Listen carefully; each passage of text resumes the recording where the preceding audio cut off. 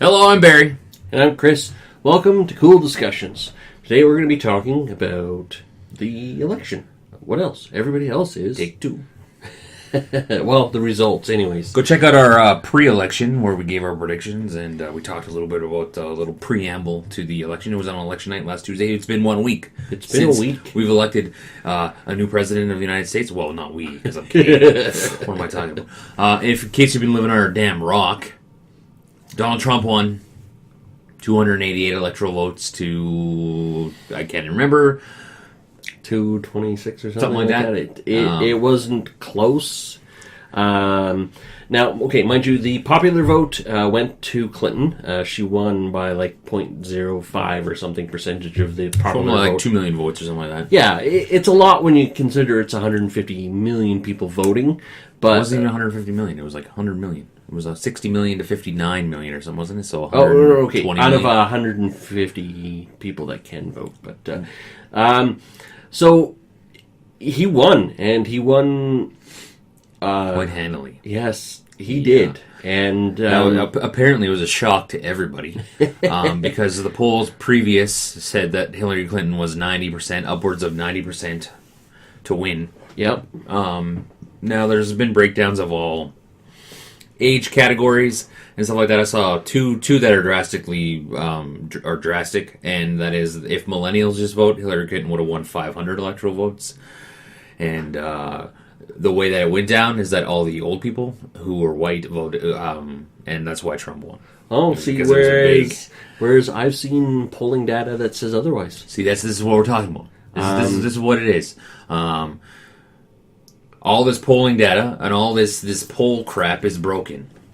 You know what I mean? Everybody's mad. There's protests. There's people yelling, "Not my president," because they're all scared that they're going to get deported. As of the recording of this show, it's been 3 nights of protests, and they're out on the street saying, "Not my president." And there are incidents of stupid idiots going around telling people to go back to your own country, which is, in my mind, is pretty stupid. And I think that President-elect, because I would call him, because he hasn't been sworn in yet, he needs to come out and say, this isn't what I run on. If he doesn't, that's strike one in my eyes, because I'm okay with Trump being president. I'm not like the most mad about it. I wouldn't have been mad with Hillary either, because if you watched last week's show, I said I wouldn't have voted. If I had a gun to my head and it was mandatory for me to vote, I would have voted third party. No, it wasn't the people who voted third party. It wasn't their fault that Donald Trump won. It was Hillary Clinton. It depends on how you want to look at it, because people, pundits are saying that anybody who voted for third party was basically voting, taking away a vote for Hillary. Well, you could say it both ways. Well, no, okay. It's generally assumed amongst pundits that any vote for a third party was a vote for... And that's why Hillary lost, because there was assumptions that she was going to win. Well, okay. I saw a pollster that basically... It compared this year's votes to last one, like this election to last election, and it basically showed a shift in the paradigms of the millennials. There wasn't a big shift towards Hillary. Towards Democrats. Towards the Democrats. You know, it was pretty much even, right? As you got older, yeah, sure, there's a little bit more, but nothing serious. It wasn't big enough to carry the weight. In one of the ones that I saw, it was basically Latinos. There was a 16% shift from Dems to Republicans. Dems to Republicans, which is weird, because you would think that Donald Trump being the racist he is, why would Latinos vote for? Okay, but my assumption at that point in time, they didn't vote for her. They voted for him. Yeah, I know, that's what I mean. But why would they do that? If he's such a racist bigot and wants to deport all these illegal people. Because I bet this would be my assumption, is that more Latinos voted for him simply because they understand that these illegals coming across the border are taking their jobs, taking away their chances to become Americans.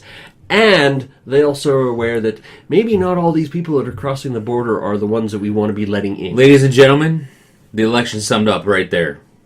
The reason Donald Trump won is because he was heard by the middle people, by the lowly people who don't understand political talk, Hillary Clinton spoke to the elites the way she talked. Mm-hmm. Her jargon was very political. Yeah. And we've said it before many times. She was a career politician. Donald Trump spoke and went, "I'll get your jobs back." And you know who that caters to? It caters to the normal human being who understands that. Yes. I will bring your jobs back. I will make it easier for Americans to keep their jobs and to have jobs. And they went, "Oh, I understand that. I don't understand her." Ladies and gentlemen, that is why Donald Trump won. Not any other reason. Everybody saw through. The people that mattered and the people who came out and voted saw through it. And they heard jobs. Yeah. The key word was jobs. Hillary Clinton never said anything to that degree of bringing jobs back to America. We have to let people come into America. It's like, well, no, you don't. First off, there's nothing in any kind of law that states that you have to bring people in. There's no laws in any books that states you have to bring people from across the world or around the world or anywhere in the world into your own country. I always try to take it and put it in a context of a different context. Okay, your house, your home, right? You have two people come to your home. They're your friends, you know them, but you kind of don't know them that well. You're just kind of inviting them over for some coffee to get to know them better. Okay, friend number one comes in, takes off their. It's snowy outside because we live in Canada. It's middle of December. Say, friend number one comes in. They take off their shoes. They come in, they hang up their coat. They're nice. Okay, cool. Friend number two comes over, doesn't take off their shoes, throws their coat on your couch, sits down. Like this. Oh, yeah, just sits down. Just kind of, whatever, puts their feet all over your couch, gets snow everywhere. Okay, all right. So what do you do to that friend? You politely probably ask them to leave, right? And that's how I try to put it in that context to people when I have this conversation is that, okay, so you're a country. You have person number one who comes over here and says, "Hey, I'd like to come to your country. Here's all my stuff. Here's my background." Okay, you have a person number two who comes over. "I'm not giving you anything. I'm sneaking in here. I'm coming over, not telling anybody that I'm here. I'm going to work. I'm going to work for cash under the table." Who do you want in your house? Number one, definitely. You know what I mean? And I think it's very hard for people to separate emotions from logic. When you're emotionally invested in something, it clouds your judgment. And everybody does it. It happens to me. Yeah. It happens to everybody. So when you take it and put it into into a context that you can logically think about, I think it gives a different perspective. And I think that when you're thinking about it, yes, has Donald Trump said some outlandish stuff? Of course he has. Because of course he has. Here's the thing. When Donald Trump is saying outlandish stuff, you know that he's actually talking about things. During the presidential debates, there's fact-checking, and it's like, okay, you know what, a bunch of the things he said was a bunch of bullshit. And you know what, when people talk to each other, are you telling the truth all the time? No. Do you actually know the truth all the time? Mm-hmm. No. Maybe Donald Trump didn't know everything, because, he probably should have prepared better, but whatever. Donald Trump's not a politician. He's not a politician. He's a dude. He's a businessman. He's a dude. And he's already facing his first test. And that is because these people are out there protesting and they're being violent. They're being violent. There's people being violent to people of minorities, of different color skin, of different religions. He needs to come out and say... Some white guy was taken out of his car and given a beating because he voted for Trump. And it's like, he needs to come out. So this is test number one already. Yes. In his first week. He needs to come out and say, this isn't how I ran, guys. This isn't what I wasn't talking about this. And if he doesn't, that's strike one. Strike one. Okay? And that's bad on him. You know what I mean? But it doesn't make it right for people to protest the other way. You can peacefully protest, but don't go burning down buildings like I'm hearing. You know what I mean? Oh, I haven't heard anything. I've heard drastic yet. People kind of doing stuff like that, destroying property and stuff like that, and it's like, these people. Okay, hold on. Okay, maybe if he makes the call for calm and stuff like that, but, it's not his fault that these people are destroying property. Absolutely. I wouldn't give him the strike. Absolutely. Well, I would say, I would, because they're saying it in his name. They're saying, Trump, we win, get out of our country. That's who I'm talking about. Those people who are being racist. Like, he needs to come out and talk to those people. To those people. Like, okay. Yeah, well, he needs to address both. Yeah, he does. But at the same time, more so the people who are doing the race kind of hate crimes and stuff like that. And police need to be on top of it and getting on top of these people who are doing hate crimes. Like, if you're being if somebody's attacking you violently, then you're breaking the law. Mm-hmm. But if somebody comes up to me, okay, I know I'm a white dude, I'm the elite race, I get it. But if somebody came up to me and said, "We won, go back to your fucking country," I'd be like, what? Number one, if this was my country, I'd be like, I'm in my country, dude. Number two, it's a complete stranger telling me something, and I was thinking about it. Okay, that's bad. When you're going up to somebody, let's just get that out of the way. It's bad to do anything like that. To discriminate anybody because of their color of their skin, their belief, their sexual preference, anything like that. But if we teach our kids when they're young, right? Hey, sticks and stones may break my bones, but words will never hurt me, right? Yeah. What happens to that when we're adults? You know what I mean? Somebody comes up to me that I don't even know, a complete stranger, "Go back to your country." Huh? Who are you? Yeah. Fuck off. And, if a complete stranger comes up to me and says, "You're an asshole," I go, all right, who are you? It's okay. I don't know you. I don't have any respect for you. I just go, well, you have zero intelligence. Your IQ level must be that of a chimpanzee. Because you think that's insulting to chimpanzees. Yeah, exactly. Because you think it's right to go up to somebody and say you're an asshole. Go back to country. You know what I mean? What? Just look at it from I know it's tough. Again, it comes back to the emotional, to the logical aspect of your brain. But I was thinking about that a lot, and I was like, if somebody came up to you and it was just go back to your country. Well, number one, like I said, it won't happen to us. It won't happen to us. But what happened to the sticks and stones may break your bones, but words will never hurt us? You know what I mean? What happened to that? Oh no, that logic. It's not taught to children anymore. It's not taught. It's your feelings are valuable. They are absolutely. If you get hurt, you have a right to impose yourself upon other people. I'm no. But at the same time, you just need to go. If somebody's being violent and oppressing you, I can understand that you need to do something. You need to stand up. But if somebody's just spewing words at you and just driving by being like, "You're a fucking N-word," it's huh? Oh, okay. You get mad. I get it. You know what I mean? It pisses you off, but it's just I know it sounds bad. It's just a word, but it's it's true. It's just a statement from somebody who you don't even know. True enough. Even know. So, but back to the president-elect. Well, that has to do but with okay, it. But it does. But it's one of those things of people are he got elected, and a lot of people aren't happy about it, and that's totally all right. And when George Bush ran against Al Gore, George Bush won in the same fashion. He didn't win the popular vote. He didn't win the popular vote. He won the seat count or whatever. The electoral, whatever. Yeah. The weird American thing. And don't we do that kind of here too, though? We do that type of thing where each area is worth a certain amount, right? No. Or we just No. It's we have a riding, and you have to win the riding, right? You have to win the riding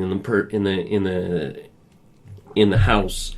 In Parliament, whoever has the most seats is the government. Yeah. So it's broken. Well, I guess it depends on how you want to look at it. But we'll get into that in a minute. Trump won. We have to. No. And so far, he hasn't exactly gone off the rails. He hasn't done anything. Well, no, you're right. He met with Obama. And here's the thing. It was civil. He didn't say anything wild or uncharacteristic for president. You watched his acceptance speech, and you said... It was very presidential. Yeah. It was a very, take a second to just to listen to what he's saying.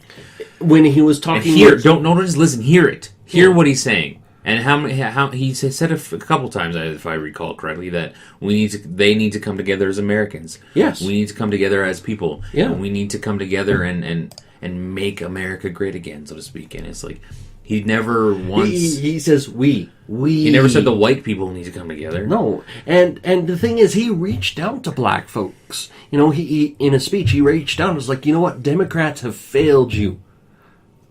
I'm going to do better for you. I think we just need to wait and see what happens with him. I think we Well, need to and just that's the thing. It's give like- him a chance now. Well, one, he's president-elect.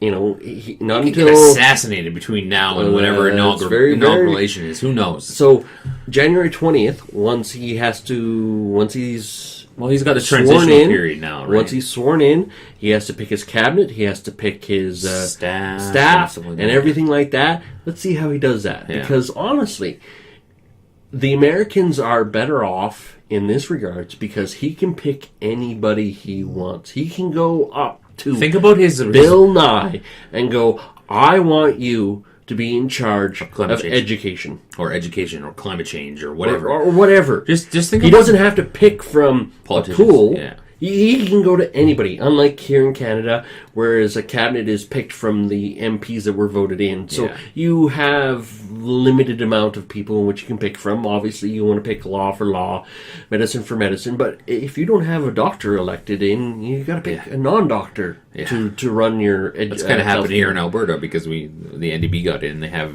inexperienced politicians who are above their head, so to speak. You know? In some cases, areas. yes. So, But think about the relationships he has in business. Maybe there's going to be some people who don't like him, obviously, but there's going to be a lot of people who are like, hey, he's the president, maybe I can reach out to him and help him. You know what I mean? And there's going to be, I think it's going to be different. Even Russia has said, hey, we can resume relationships with these guys and now. to be honest, having a relationship between the U.S. and Russia isn't a bad thing. That is not a bad thing. No. Putin, two of the most powerful countries in the world. Yes, he may be a despot and a dictator, but he might be more workable than if a lot of the leaders from the Middle East. No offense. Well, lots of offense, actually. So, he won. And, oh my gosh. It was crazy because you watch it, and, the media is supposed to be biased. The media is supposed to be very neutral. No, the media is biased. They're supposed to be very neutral. My bad. Yes. And when you tuned into many different feeds, it was like the world was ending. Yeah. It was like somebody died, and it was just very somber. It was very it wasn't neutral at all. You could tell that these people were not wanting Donald Trump to win. I think is Donald Trump a good dude? I don't know. Has he done some bad shit in his life? Probably. But have you done bad shit in your life? Have you? You're sitting here throwing you're in your glass house. You're throwing a rock through your house to hit his house, and I go, what are you doing? You're breaking your house to try and break his house, right? And I just think that, I think we need to give him a chance. For me, anyways, in my eyes, if he doesn't speak out about what's happening, this racism that's happening, and the escalation of it isn't happening. That is happening. Sorry. If he doesn't speak out against that and say, "Hey guys, calm the fuck down," then that's strike one for me, and I'll give him 3 strikes as a Canadian, and then okay. But right now, and I would do the same with Hillary. If she won, I'd be like, okay, prove us wrong, make a difference.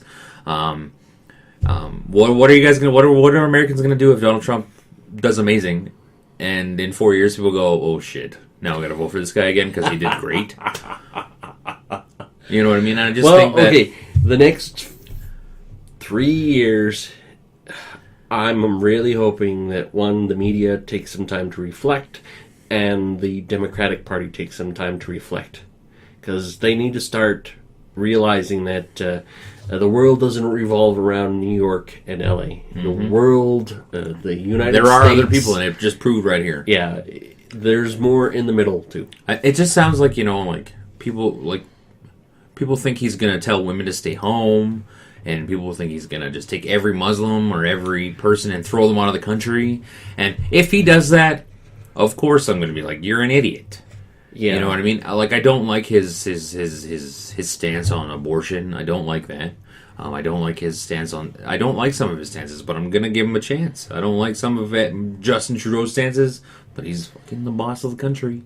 He's our prime minister. I don't like the NDP, so what the fuck am I going to do? What, am I going to get my pitchfork out?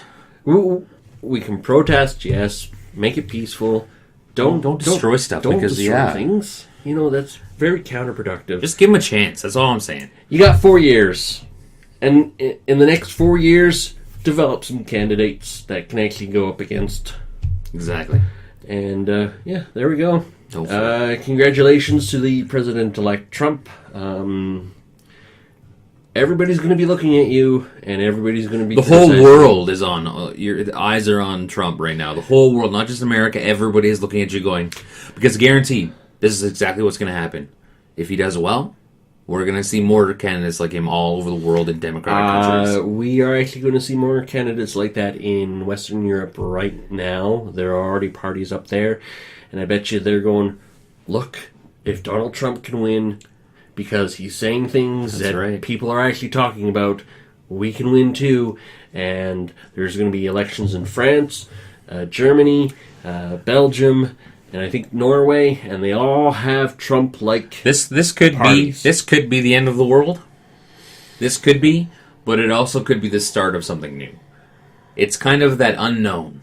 Mm-hmm. We're in that spot right now, unfortunately. I'm Canadian and I don't really like the Americans too much. But the Americans are the center of the universe. What they do, everybody else follows. Mm-hmm. So we're in a spot right now where we have something where the world is going, is he going to nuke us? Or is he going to help us? Yeah, that's what's going on. Okay, stupidity. So what if he has the nuclear launch codes? He's not going to start a war. Can't be handled with his Twitter account, but we give him the nuclear codes. He can't just open the briefcase with the nuclear codes and go 1, 2, 3, 4, fire. No, he has to talk to generals and admirals and his chief of defense. Man, yeah. From what I understand, from what I've seen in the movies, there's like 2 sets of codes, isn't there? Where they both have to enter. Yeah. It's like the 2 keys syndrome, and you both got to turn it. Yeah, and boom. There's a reason why there's 2 keys, because one person could go, should we really be turning this key there, buddy? Yeah. Mr. President, should we? No, I don't think we should. Yeah. And the president's like, we got to nuke everybody. It's not like Hunt for Red October where Sean Connery is telling her, just going crazy and being a dick. It's not Hitler. I hear people, comparing him to Hitler. It's not Hitler. Hitler committed mass genocide. I get it. There's comparisons. I get it. But I think it's different. There are similarities. He's not going to be able to just round up the Jews, put them in gas chambers. It's not going to happen. I don't think it's going to happen. Maybe it will, and I'll sound like a complete idiot right now. But maybe he'll round up the hombres and put them in the... but I don't think it can happen. In today's society, I don't think it can happen. It would be much more difficult, because once you start rounding up a race, then it becomes... Then I think there's ways. There has to... I think we'd have a revolution. I think there would be literally pitchforks, guns, and storm in the White House going, get out. We're going to kill you. Yeah. So, it's not Hitler. Jesus. Yeah. Stay tuned. We are obviously going to be talking about America. We're going to be following him close to here, too, at Coull. Yeah, because the very worst, he's very entertaining. He has been this whole election cycle, so... but I'm finally glad it's over. Now, maybe we can start talking about other stuff. I'm glad it's over. Now let's just give him a chance. That's all we can do. Just have an open mind. Unfortunately, he's not your candidate. But how many times in your life have you had not your candidate? Yep. Me, it's been my whole life. So for all those people who voted against for somebody other than Obama, they've had to live 8 years under Obama. So you gotta deal with it for 4. At minimum, you gotta deal with it for 4. If he does bad, you guys are gonna kick him out, and somebody else. And if he does good, it's another 4 years. Oh well. It's that second. It would be that second term that he might be a little crazy. Yeah, because after that... he doesn't have to worry about re-election. That's right. Guys, don't forget to like, comment, subscribe, share. Have yourselves a wonderful day. See ya.